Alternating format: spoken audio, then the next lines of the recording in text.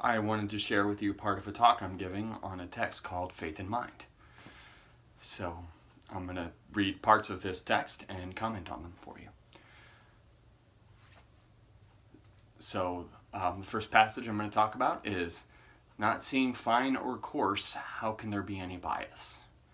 I think that fine and coarse are words that don't mean much to us, so maybe it would be better to say not seeing smooth or rough. Not seeing smooth or rough, how can there be any bias? So this refers to the depth or the shallowness of our practice.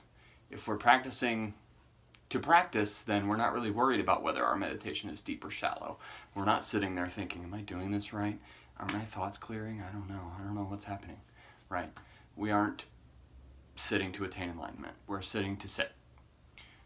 We're sitting because that's how enlightenment manifests itself, and that's an important distinction. And this applies in other ways too. I think good and bad are common labels that we use. We compare everything all the time. We compare ourselves to others. We compare things to other things. We say that person's not like me. We compare ourselves to others so often. As long as we're comparing things, we have trouble practicing. All comparison is rooted in delusion, especially when these labels become really important to us.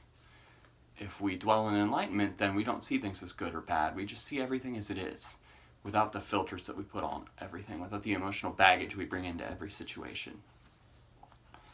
The Buddha described the human mind as like a mirror.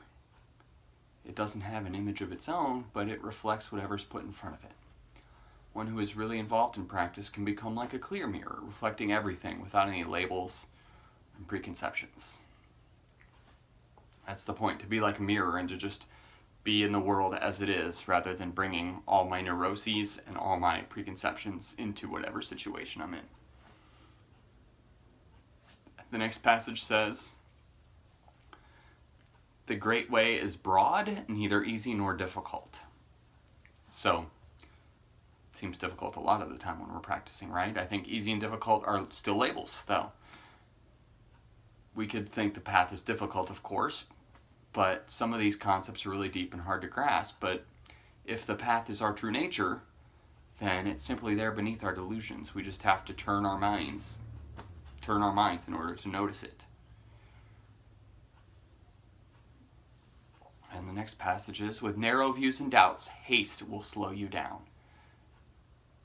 So it's a common problem on the path that people start to doubt themselves. A lot of people give up meditation pretty quickly because they think they aren't getting anywhere. And a lot of people think they can't still the mind to expand awareness, so they give up in the first few days, in the first day even sometimes. And a lot of times when people find out I teach meditation, they say things like, that's really great, I just can't get my mind to settle down. I wish I could do it. And that's a narrow view and a doubt. Giving up when you can't still your mind right away. It's like starting out going to the gym and quitting when you can't lift 100 pounds right away, or 200, or whatever. If we practice diligently, we start to work through this doubt. Haste will slow you down means that if we're really impatient with our practice, if we really want results right away, then that will harm our practice. Again, as I said before, we aren't practicing to attain anything, we're practicing to practice. Zen Master Dogen said sitting itself is enlightenment.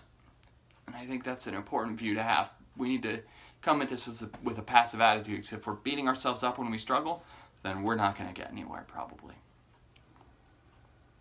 The next passage is, attached to it and you lose the measure, the mind will enter a deviant path. So I don't think this happens much in the modern world, but maybe it does. We might attach to our practice. We might think we have to do it exactly a certain way, and everyone who's not doing it the way we are is doing it wrong.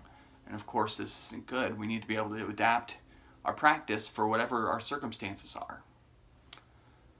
For example, I like to meditate when things are quiet and I'm alone, but I still practice when my kids are here.